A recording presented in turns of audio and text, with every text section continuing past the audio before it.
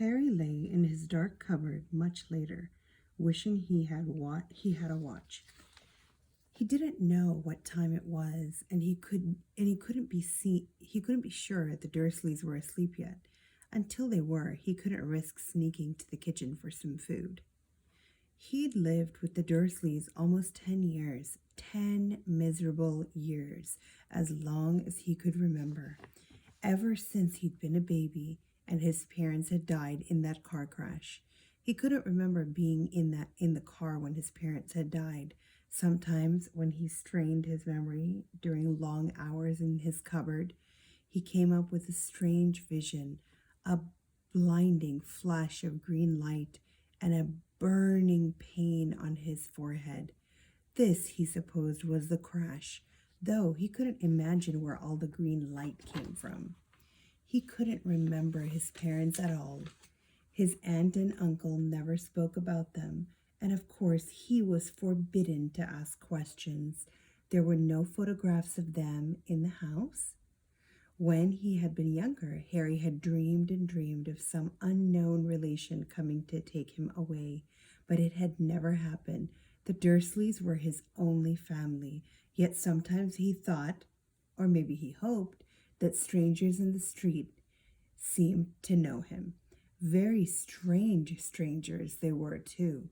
A tiny man in a violet top hat had bowed to him once while out shopping with Aunt Petunia and Dudley. After asking Harry furiously if he knew the man, Aunt Petunia had rushed them out of the shop without buying anything. A wild-looking old woman dressed all in green had waved merrily at him once on a bus. A bald man in a very long purple coat had actually shaken his hand in the street the other day, and then walked away without a word. The weirdest thing about all these people was the way they seemed to vanish the second Harry tried to get a closer look. At school, Harry had no one. Everybody knew that Dudley's gang hated that odd Harry Potter in his baggy old clothes and broken glasses, and nobody liked to disagree with Dudley's gang. Chapter 3: The Letters from No One.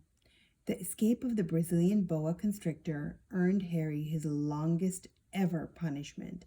By the time he was allowed out of his cupboard again, the summer holidays had started, and Dudley had already broken his new video camera, crashed his remote control airplane, and first time out on his racing bike, knocked down old Mrs. Figg as she crossed Privet Drive on her crutches.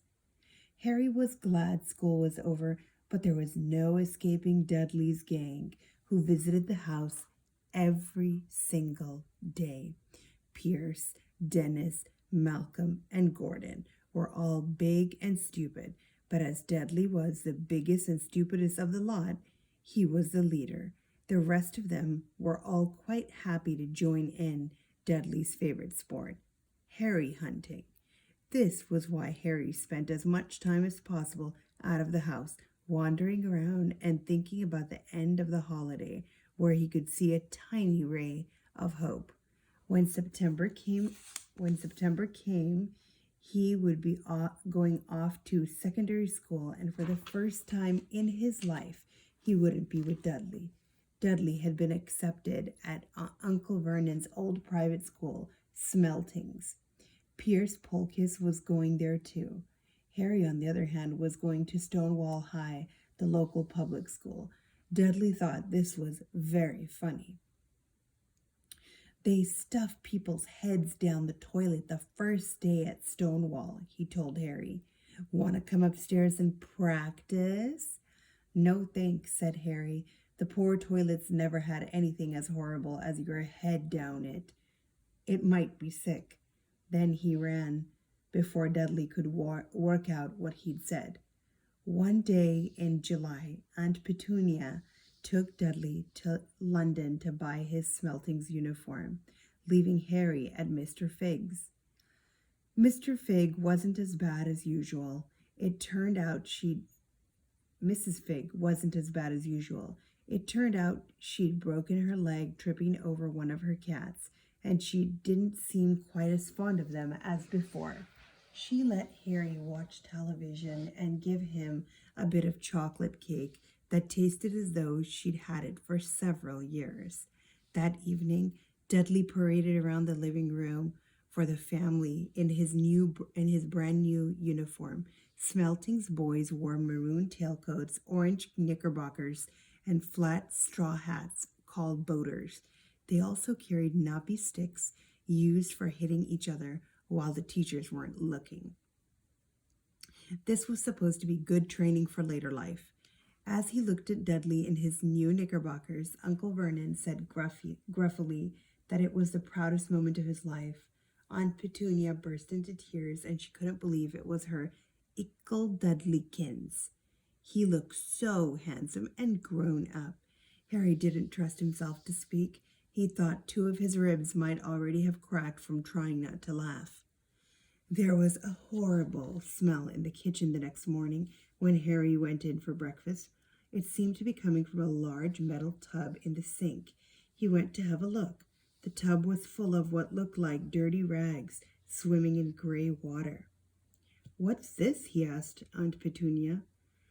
Her lips tightened as they always did if he dared to ask a question. "Your new school uniform," she said.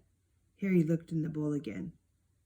"Oh," he said, "I didn't realize it had to be so wet."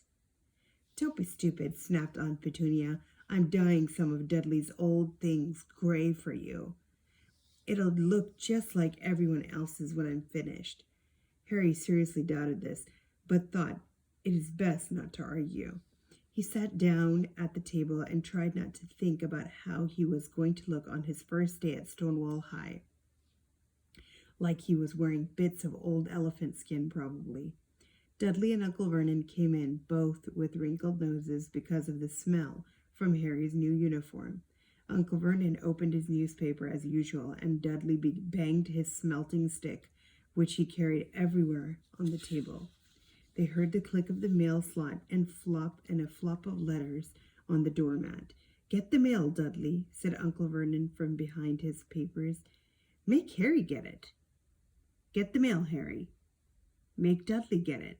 "Poke him with your smelting stick, Dudley." Harry dodged the smelting stick and went to get the mail. 3 things lay on the doormat: a postcard from Uncle Vernon's sister Marge, who was vacationing on the Isle of Wight, a brown envelope that looked like a bill, and a letter for Harry. Harry picked it up and stared at it, his heart twanging like a giant elastic band. No one, ever, in his whole life had written to him. Who could this be? He had no friends, no other relatives. He didn't belong to the library, so he'd never even got rude notes asking for books back. Yet here it was, a letter addressed so plainly there could be no mistake.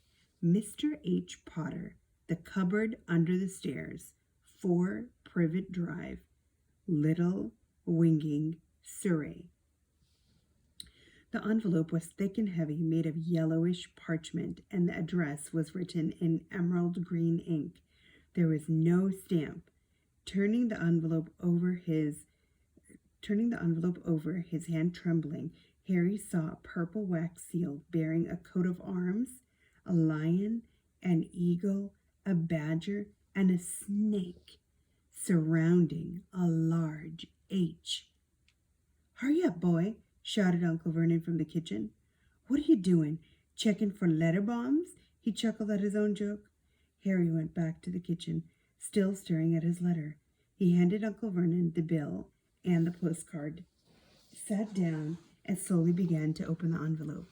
Uncle Vernon ripped open the bill, snorted in disgust, and flipped over the postcard. "Marge is ill," he informed Aunt Petunia. "Ate a funny whelk." "Dad," said Dudley suddenly. "Dad, Harry's got something." Harry was on the point of unfolding his letter, which was written on the same heavy parchment as the envelope, when it was jerked sharply out of his hand by Uncle Vernon. "That's mine," said Harry, trying to snatch it back. "Who'd be writing to you?" sneered Uncle Vernon. shaking the letter open with his one hand and glancing at it. His face went from red to green faster than a set of traffic lights, and it didn't stop there. Within seconds, it was the grayish white of old porridge. Petunia, he gasped. Dudley tried to grab the letter to read it, but Uncle Vernon held it high out of his reach. Aunt Petunia took it curiously and read the first line. For a moment it looked as though she might faint. She clutched her throat and made a choking noise. "Vernon! Oh, my goodness! Vernon!" They stared at each other, seeming to have forgotten that Harry and Dudley were still in the room. Dudley wasn't used to being ignored. He gave his father a sharp tap on the head with his smelting stick. "I want to read that letter," he said loudly. "I want to read it," said Harry furiously, "as it's mine." "Get out, both of you," croaked Uncle Vernon, stuffing the letter back in its envelope. Harry didn't move. "I want my letter," he shouted.